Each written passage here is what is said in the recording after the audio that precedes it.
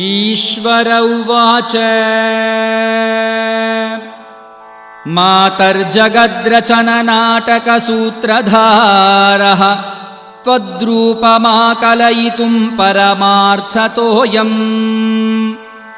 ईशोऽप्यमीश्वरपदं समुपैति तादृक्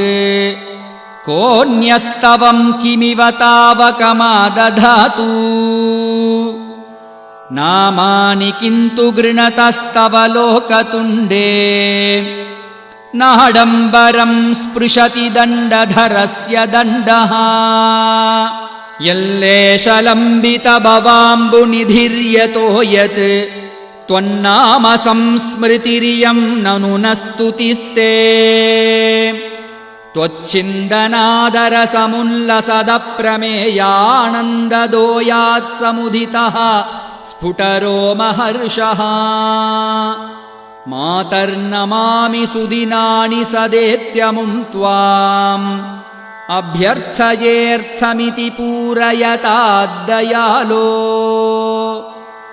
इन्द्रेन्दुमौलिविधिकेशवमौलिरत्न रोचिश्च योज्ज्वलितपादसरोजयुग्मे चेतो मतौ मम सदा प्रतिबिम्बिता त्वम्।